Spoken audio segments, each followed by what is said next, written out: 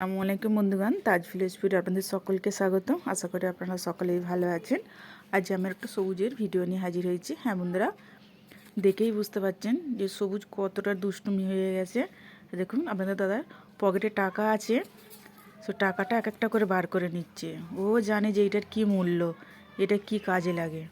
দেখুন আমরাও যে টাকা ছেলেটাকে মেয়েটাকে দিয়ে থাকি যে এটা কিনে নেয় সেটা কিনে নেয়, ও দেখুন সেই বুঝে ও টাকা বার করছে। এতটাই খরচা হয়েছে। নিয়ে এবার দেখতেছে, দেখুন না আরও পকেটে কত কি আছে, আবার দেখবে যে বার করতে পারছে না সেটাও। দেখুন পকেটে আবার দেখছে যে কি আছে, যে ফোনে চাপা আছে তো টাকাটাও, সেজন্য আরও বার করতে পারছে না।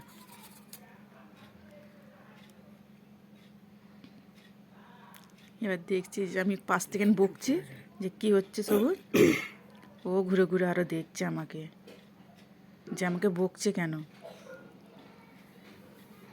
চোর আমার দাদার উপরে উঠে পড়েছে, উঠে আবারও কোলের কাছে চলে এসছে। তো এইটা করে ওকে যখন গোসল করে ওকে আমরা খাঁচা থেকে তখন বার করে ঘরে নিয়ে চলে আসি। আর সেই সময় আপনার দাদা ঘুমিয়ে পড়েছিল, আর সেই সময় বিড়ালে ওকে নিয়ে চলে যাচ্ছিলো। তো যখন ওকে নিয়ে ওরম করেছে, সেই থেকে কথা বলে না আর করে না, চুপচাপ হয়ে গেছে। যে প্রথম যেরকম হয় একদম ছোট সেরকম হয়ে যায়, ওকে খাওয়াতে হবে, কথা তো কিছুই বলে না, একদম চুপ করে থাকে। সেই জন্যে এই ছেলেটাকে বাজারে পাঠিয়েছিলাম যে কাঁচা হলুদ নিয়ে যখনই ওকে বিড়াল ধরতে চায় তখন আমরা ওকে হলুদ বেটে মাখিয়ে দিই। তাহলে কী হবে, বিড়ালের যদি যে ওর কোনো প্রয়োজন যদি থেকে থাকে ওটা কেটে যাবে। তো সেই থেকে নিজে দেখুন এমন অবস্থা হয়ে গেছে, আর কারোর সঙ্গে কথা বলে না, খাবেও না, কথাও বলবে না, কিচ্ছু বলবে না, চুপচাপ হয়ে থাকবে, যেন সেই একদম শিশুদের মতন বাচ্চা হয়ে যায়। সে প্রথম যেরকম আনা হয়েছিল সেরকম যেন উড়ে চলে যাচ্ছে। ভয়ে একদমই তো কারোর কাছে থাকছে না, খাঁচা ছাড়া আর ঘরেও থাকছে না, এত ভয় খেয়ে গেছে। সেই জন্য কাঁচা হলুদ বেটে ওকে মাখিয়ে দিচ্ছি, দিয়ে ভালো করে গোসল করে দেবো। আর বিড়ালটা এত হয়ে গেছে, একটু মনে ঘরে সবুজ থাকলে ও ঠিক সঙ্গে সঙ্গে চলে আসবে। সেই জন্য ওকে বেশিরভাগ এখন খাঁচাতেই রাখা হয়, আর ওকে ছেড়ে রাখি না। ভালো ভালোভাবে ওকে মাখিয়ে নেবো।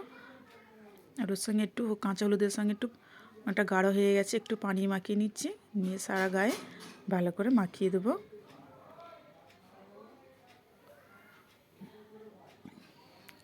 ভালো করে মাখিয়ে দিচ্ছি। এর ডানাগুলোয় কোথায় দাঁত ফুটিয়েছে না ফুটিয়েছে আমরা তার বুঝতে পারছি না, দেখেছি তবু লোমগুলো তুলে তুলে পালকগুলো, কিন্তু বুঝতে পারছি না। তো ভালো করে সব দিকে হলুদটাকে মাখিয়ে দিচ্ছি, কোথায় দাঁত ফুটিয়ে আছে কি না ফুটিয়ে আছে। চোখে চলে গেছে, একটু চোখটাও জ্বালা জ্বালা করছিল, চোখটা ভালো করে পরিষ্কার করে দিয়েছি। পুরো ভালোভাবে মাখানো হয়ে গেছে, এবার গায়ে ভালোভাবে পানি ঢেলে গোসল করে নেবো।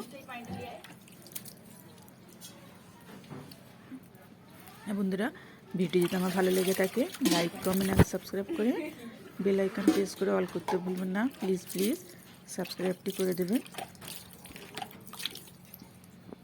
আমার ভালোভাবে গোসল করানো হয়ে গেছে, এবার গাটা একটু মুছিয়ে নিয়ে খাঁচার মধ্যে আবারও রেখে দিলাম।